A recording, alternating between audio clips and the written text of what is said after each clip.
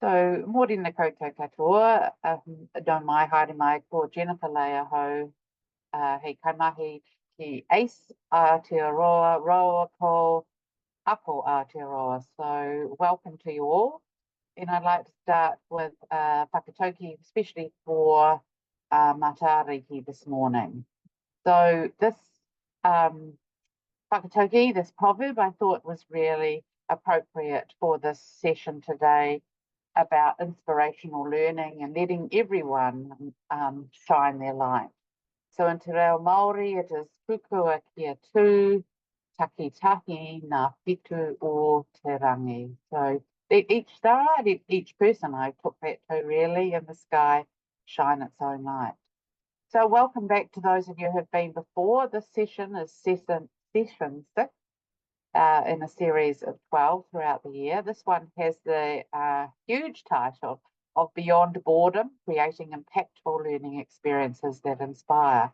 So today's session ties very much to our teaching standards for ACE educators. So the session that I've planned comes under that title of Learning Environment, but it's really addressing the indicators called that are 3.1, and so looking at strategies to engage and motivate learners, and 3.2, which is about trust, respect, and cooperation. So some quite big topics there. So I'm not sure I'll be able to cover them off as much as I'd like in 1 hour, but I'll do my best, and certainly have shared some links with you that you could perhaps follow up yourself and look into more detail. But first, we're going to start off with something a little bit creative. We're going to look at some learning environment. So I'm shortly, with Viv's help, we're going to use the whiteboard, and you're going to have your own opportunity to draw what you think a boring learning environment looks like, and then what you think a fun learning environment looks like.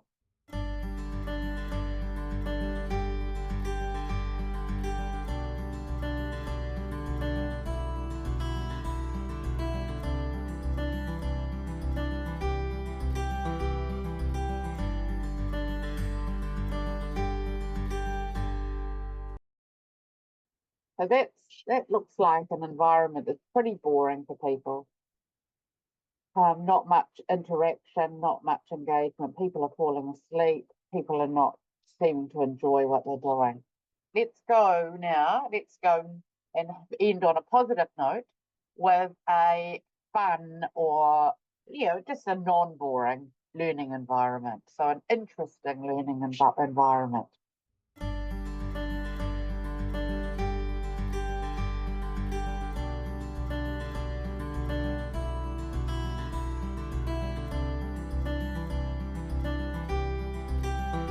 All right, that's setting our scene. All right, we'll leave the colouring in and everything, but thanks very much for doing that. So that was a great exercise that you did. I really appreciated your colour and creativity there.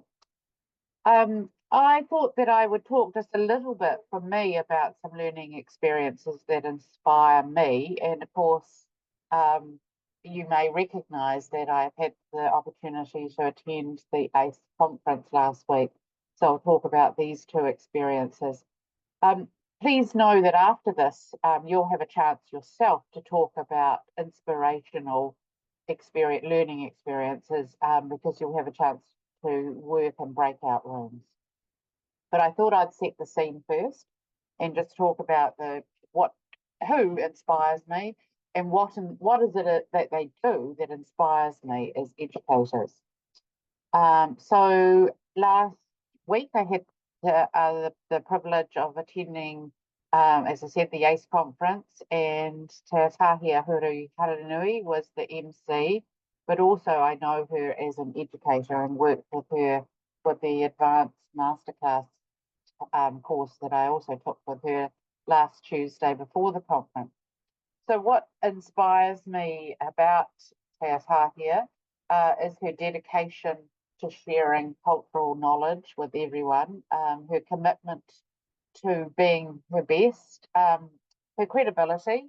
I always know that she has a lot of knowledge that she's really willing to share, her approachability, her presentations I am always very impressed with. And hands up if any of you have had the experience of seeing Te Tahia present online or in person. So yes, thank Christina. And often Te Tahia does take te reo courses for ACE as well. I know that she's a sort of educator that will encourage and be positive and invite people to do their very best. And so people feel really engaged with her and really warm. And so she's certainly an inspirational educator to me. She does some creative activities always and includes those in her teaching and tries to update as much as possible. So that's the first person that inspires me. And I've known Tahir, let's see, her name for sure, her children's name, Tahir, for some time. And each time she always inspires me with the way she teaches and the way she interacts with her learners. The other photograph that I took there is of a fabric artist in Aotearoa, and his name is Mangorongo Te Kawa, known often as Ron. And again, some of you may have seen his works in art galleries or been to some of his workshops that he runs around the country. Any of you know of him? Hands up if you know of him. Yep, looks like one or two of you. Feel free to Google him as well. He does some amazing artworks. And I hadn't heard him speak before and didn't know of him as an educator, but really felt inspired at the conference because of the way, again, he wove into his presentation. I imagine he'd do this with his teaching. He wove in stories of his own life, so he shared something of himself. He was really approachable. He was really funny. He did say lots of funny things. I think one of the things that struck me was the LGBT KFC group. I just thought I just thought that was such a funny thing for him to say, and he is able to say that as a member of that group. But I thought, well, that's amusing, and he had lots of funny stories like that. So he was really inspirational. He made it real. He involved people in his workshops. He encouraged people to do their best. And he really was a great example visually of, if you can see how much his artwork talks about stories, and he brought those alive because of his skills. So he was incredibly inspirational in the way I can see that he would work as an educator. Thanks, Christina. His work is in Te Manawa and Palmerston North. It's also in Masterton.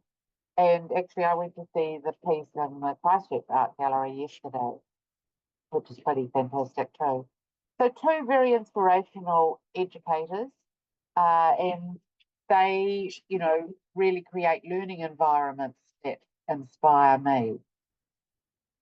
So these are the sorts of things that I was just talking about with you that inspire me always when they teach. And there have been other educators in my life as well who inspire me and do things that I really like. And these are some of them. There you can see they as I said, that's what Ron and Tahir do. They've earned my respect. They motivate me to be better. They challenge me. They share their own story. They make it fun. They make it relevant. They make it real. They involve me, keep me interested. They make sure they're up to date always, so they're really on point, keeping me engaged. They use visuals, which are really appeal, and they use good examples. And importantly, they ask for feedback as well about how they're going. So they're always interested in improving. So that's the idea of today's session is about inspiration. When I thought about who inspired me and what other things inspired me, I also connected that to an adult learning theorist who I'm going to talk about for the rest of the session. And then at the end, I'll just invite you to share what you might want to do that's in your own practice that's different after today. So very shortly, Viv will break you into some breakout rooms, but I wanted to just give you a chance to think about who inspires you. So some of you might enjoy this quote here about the importance of the teacher in this instance. I'm sorry it's using the gender of his. I wasn't able to change that, but I guess you can replace it for your own pronoun there. I also wanted you to think about what it is that they do. So what do they do that inspires you? So it's not only who they are, but what do they do? So maybe it's been someone you've had as an educator in the past. Maybe it's someone who you work with in a team. Maybe it's someone that you've observed at an event, at a conference maybe, or a meeting. So think about that. And as I say, here's your chance now. So this is your question. If you would like to photograph that question, it might help because you may, or just write down quickly who and what. Who and what inspires? Who and what inspires? So this is a chance to share some of the things that you've seen and hear from others about what they find inspirational. I wonder if one of you would like to share, or any of you would like to share what you talked about. Okay, so when Anne-Marie was in school, there was a parade, and she said there was a schoolmaster who knew all the students, knew them personally, and he asked her the next Monday or whatever and said, "Oh, did you find any pennies?" She says, "What? What?" He said, "I saw you looking at the ground the whole time." And she explained that when she was younger, she was quite a low self-esteem, and just him saying that made her aware Yeah. of, "I see you. Look up. Let's see your face." I think he even said that to you, didn't he, Anne Marie? Which is lovely. My story is I had a horrible, horrible first grade teacher. She was terrible. I won't talk about her. I'll talk about the really inspiring teacher I got right after her. She brought her dog to school. It's first grade. And every Friday she'd bring her dog and we'd sing at the piano. And it was Valerie, Valera. The dog would go, woo, woo. That made me love school. That's lovely. That's a great story. Well, both of them are great stories. Thank you, Anne-Marie, and your pennies, and thanks, Christina, and your dog story. That's really nice, isn't it? It's what they do that's inspired you, isn't it? Saying just those words at that time or doing that one thing at that time with the dog, you'll never forget that song. Cool. Anyone else like to share? Yeah, okay. I don't mind sharing. Kia koutou, ko Shani tōku ingoa no Te Tara Whatiahau, but currently residing in West Auckland. So my story, who inspires me, basically, it's my mum. Oh, I couldn't think of any, and this is not saying anything about my education system, but just none of them inspired me in terms of education. My mum, I'm one of four siblings. She was studying and working all throughout my childhood. She currently works at Kainga Order now, but she worked her way up in the ladder. So yeah, throughout my whole schooling years, taking me to sport and taking me to school, she was still working and studying at the same time. And so now she has her degree in social work, and she's currently studying her master's as well. And wow. I just find it really inspiring because she gave us what she could, at the time. And so now I feel like I can just, like, I've followed in her footsteps almost almost the exact same, because I also have four kids now and I'm also working and studying. So yeah, it's just really cool. My mum has inspired me to be the person I am today, and she's given me that educational pathway to have a better life for me and my whānau. So Oh, yeah, that's my story. Ngā mihi. oh, Ngā nui, Connie. That's a beautiful story. Thank you so much for sharing it. Thank It you, is Marie. yeah, it's very lovely. Yeah, and thank you, Marie, for encouraging Connie to share that. That's made my day. It's beautiful. And it's those stories, isn't it, that inspire us. Obviously, your mother and her learning journey inspired you, Connie, and you'll be doing the same, I have no doubt, for ākonga, for learners at Ranui and in your own community. And I'm sure all of you are too. I've been inspired by a woman in America who's a quilter. I'm a quilter myself. Yeah. I quilt for needy children, babies predominantly, and she sort of guides you through processes. And I get stuff wrong often, and she's really, don't worry, it'll still come out right in the end, and it'll still be good. Just. Yeah. And I use that in my class. It's okay. Lovely. Got it Yes. wrong. We learn, and it'll still come out right.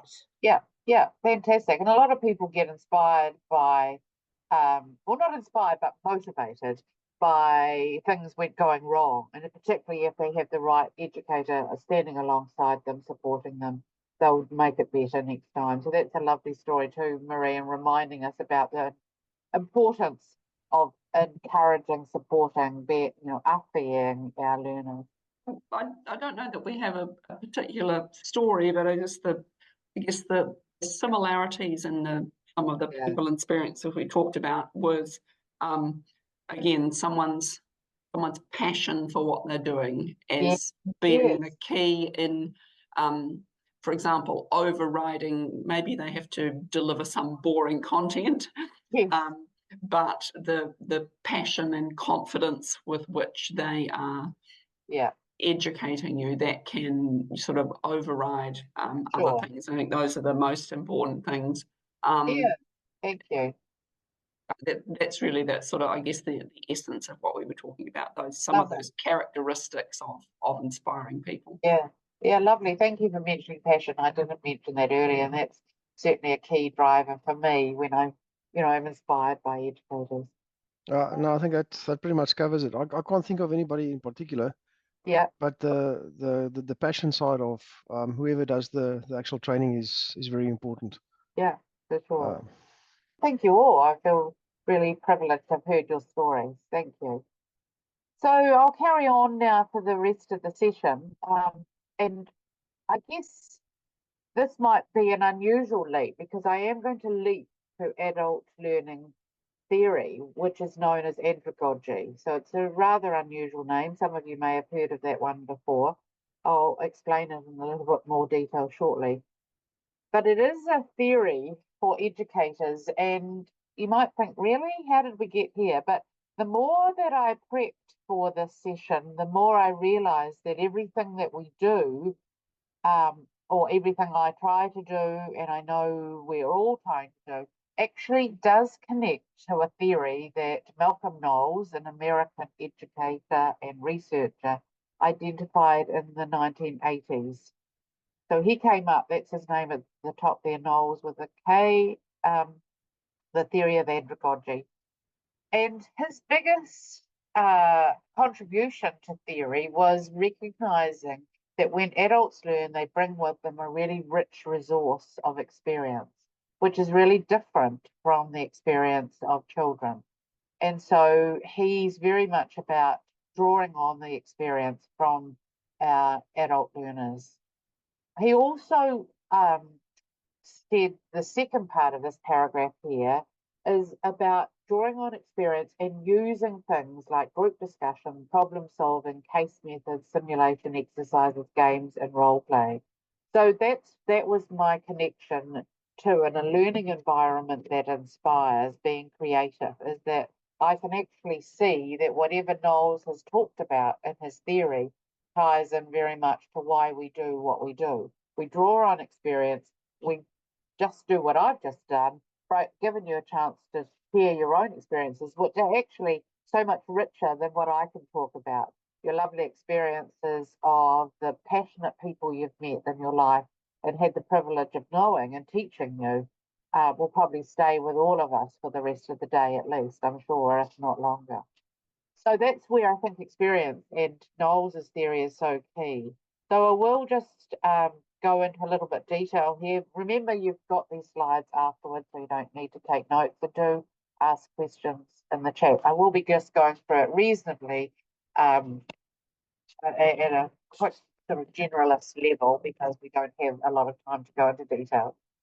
So, yes, believe it or not, theories can inspire. I know that some people don't find them inspiring, but other people do. And I just wanted to share with you the difference between pedagogy, as you can see on the left, and andragogy. Would anyone care to share what they see there as the key difference?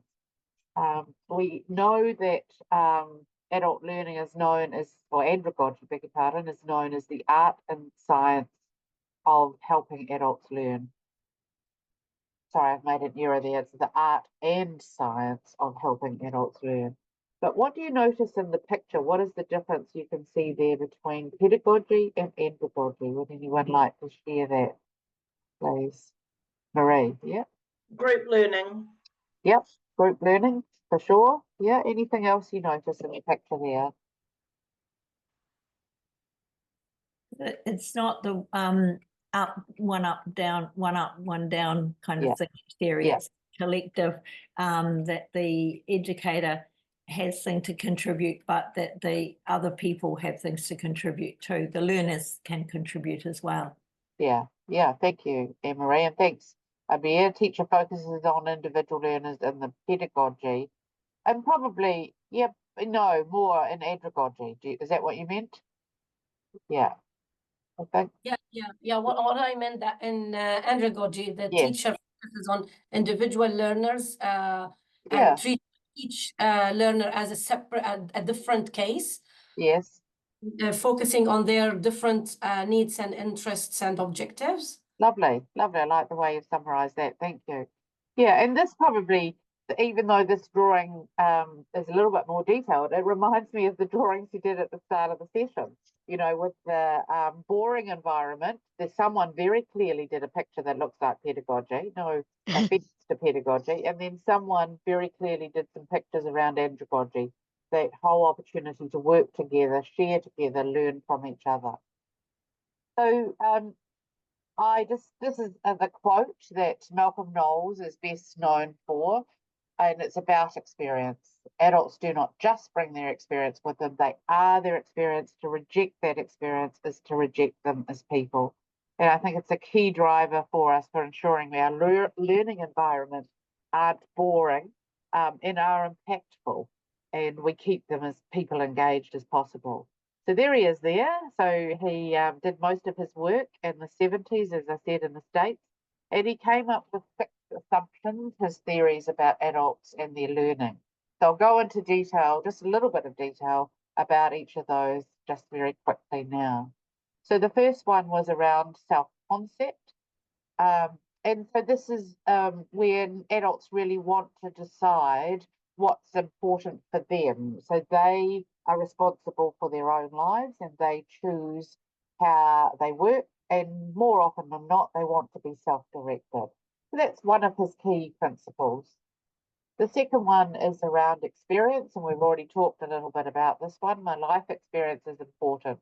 So it's really keeping in mind and drawing out of the adult learner their own rich experience to share not only with others in the group, but with the educator as well.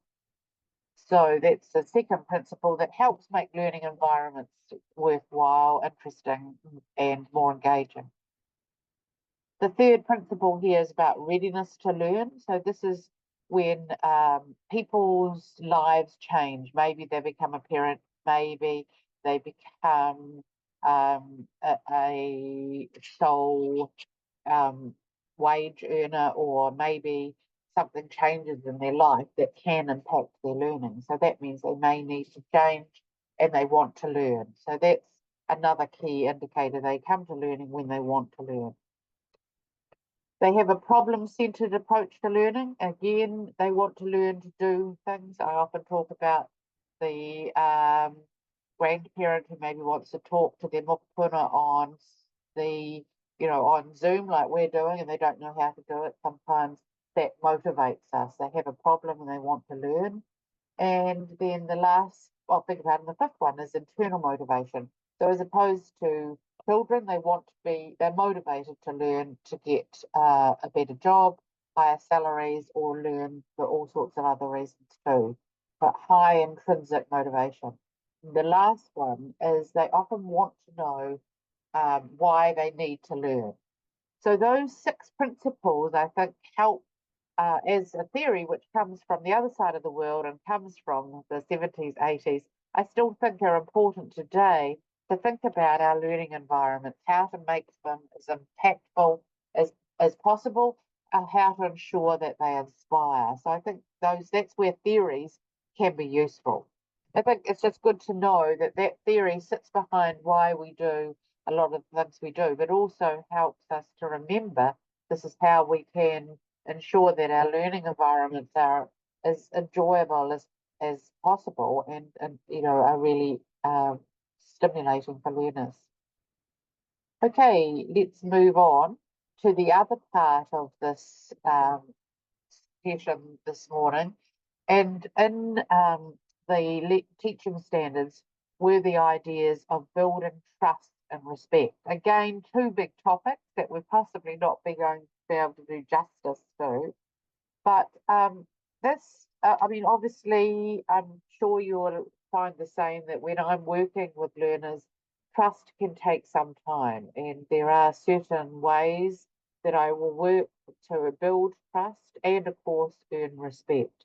But there is that does take time, as I said, and it can, but it is very worthwhile because I've found that once that's developed, learners feel better, and of course, you as the educator can feel much happier about the way you're engaging with your learners. One of the things that I have tried to do here is just give you a bit of an outline of the sorts of things that I think are really important for earning respect. I'm sure you wouldn't disagree with me that it's when educators are transparent, you know, you can see what's going on, they tell you what's going on, they give constructive feedback, they're fair in all their processes, so they don't favour people, they share their credentials. That's an interesting one, isn't it? But oftentimes it does help us to get a sense of the educator if we know their experience and what they have learned themselves. They make sure they talk about their own experience or give learners experience. That often earns respect. And the other one there is the opportunity to ensure that if they promise to do something, they will do it. So there's nothing worse than people saying that you're going to do something and show you something and give you something and then that doesn't happen. So I think I've covered off of the key areas around earning respect, and I'm sure that there are more that you can share with us, and you'll have an opportunity just very briefly soon. So as far as the next part is around engaging and motivating learners. So we've talked a lot about the learning environment. We've talked about it from the point of view of it, people who inspire. We've talked about people who how we work with trust and respect, but also in that learning environment, it's important to have a chance to engage and motivate learners. So just before I show you one final screen on engagement and motivation, are there any things that you would like to talk about as far as trust, respect, engagement and motivation are concerned? Always worthwhile to let them see your vulnerable side too, that perhaps you failed at something. Yeah. They often see you on a higher level, which shouldn't be the case. No, I really like that. Thanks, Marie. Yeah, I think that is nice. Yeah, I think adding to that is that if you make a mistake, to apologise, or if you forget something, to apologise and make amends. Yes, yeah, I like that. It's being human, as you say, Christina. Yeah.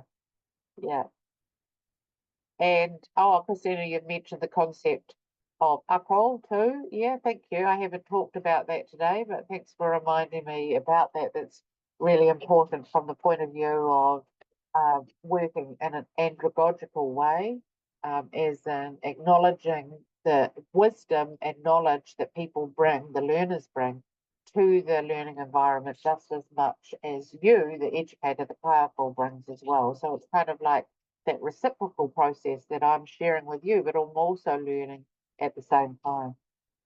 Yeah, feel free to write in the chat too, other ideas apart from being human. Yeah, I love that. Being empathetic. That's really key, isn't it? Building trust, building respect, and engaging and motivating learners. Yeah. I'm happy for you to keep writing. Anyone else want to add anything now before we move to another spring? No? Okay.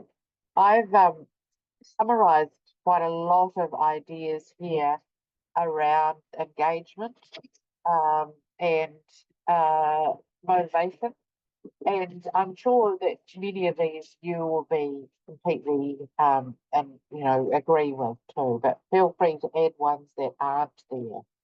So as far as motivating learners, as far as encouraging learners, I always think it's important that the information is relevant, and this ties in again to Knowles's theory, that we talk about and share experiences, that it's problem centered. So you can see already those three ones are key Knowles theories. But I think the more we do that, the more we motivate, the more we inspire people. We talk about the why. Why are we learning this? We try and find stories that are relatable. So we're talking about things that happen in this country, in this city, in this place, rather than talking worldwide. That acronym, what's in it for me? I think for sure people still have that what's in it for me, approach, especially adults. They want to know what are they going to get out of this, particularly if they've paid money. Tell a story. People love stories, and that's what I started the session off with. Tahir and Ron told stories at the conference that I really love. Use different styles, and some of you may use a visual approach, more auditory approaches, perhaps for written reading approaches, or more kinesthetic, getting people to do things. Have fun. People love that and feel motivated and inspired. Chunk the learning. Don't just, break it up. Don't keep on going for hours and hours. Chunk it up. Yeah, of course, have lots of interaction. People learn better when they're having fun and doing things. Get feedback from your learners early rather than wait till the end. Use visuals as much as possible so people have something to look at as well, and link the learning prior to their experience, but also trying to link it to learning that was already been covered in the session. So I try to do all of those things, and I'm sure many of you do as well. Okay, so there's one graphic here. Some of you may like a graphic.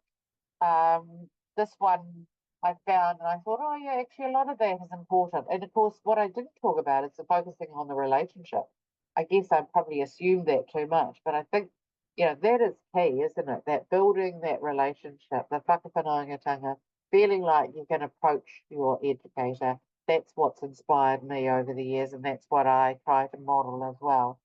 Creating a safe space, and using the learner's strength, letting them share, talk about their interests, look at their have emotional check-in, share responsibilities, look at their needs physically, so break it up and make things different. Provide accommodations, and particularly perhaps for our learners who have neurodiverse challenges, we need to think about how do we include them, what can we do so those learners can be just as much able to participate as everyone else. Celebrate is something we often don't do enough, but really important. Give choices, always key to do. And if there's any ever challenges or issues, meet privately. And if you can, use that Tuakana method, whereby you're learning from someone who has more experience, with sharing with someone who has less experience, or sharing together as peer tutoring. So that comes to our last slide, and I have used Ron Takawa's lovely fabric art here as our picture for this one and the next one. So it's a chance now in Ngā Whakaaro to think about the session, what I've covered. Are there any questions? Remember, it was around learning environments, so we covered quite a lot, incorporating adult learning theories. Were there some things there that you want to action? Because that's going to be the next slide. So we've talked a lot about being inspired by educators, inspiring others, what it is that we can do to motivate others, what can we do to gain trust and respect, lots of big issues, but what will you do? That's the next question. Next step, what ideas do you want to think more about and importantly do more about? And Christina, get up and do things, yeah, if possible. So move around, yeah, and that's always good to do face to face. But yeah, we can do it online too, but it just we're running out of time. But anyway, please feel free to write some things in the chat, or just write them down for yourself, or think about it, because I know the more that we go to some learning experiences, often it's better if better or more productive for ourselves if I write down something that I'm actually going to do, or it's been triggered me to remember to do. So I hope you've got something from today and that you will think further about, or look again at the slides when you get them, or it's reminded you of the importance of theory, how it underpins what we do, and that's why we do often what we do. Because we have a sense that that's what's important to adults in their learning. Even if you don't know the theory, you know what's important for your learners, and that's what you're doing every day. So just want to acknowledge that you know a lot of this, and I'm just hoping that I've brought alive some of these principles about working with learners. So I just want to close with Matariki karakia shortly, but just to wish you well for Matariki, and to have the chance to remember, to celebrate, and to look to the future. And thank you for your participation today. I'll just close with Matariki karakia, and some of you I may see next month, but please have a lovely Matariki weekend. Here's our karakia. Manawa Maya te putanga o Matariki. Manawa Maya te ariki o te rangi. Manawa Maya te mātahi o te tau. Whānau, whānau. Haramai te toki ata. Pukai rangi. Humie, huie. Hai. Okay.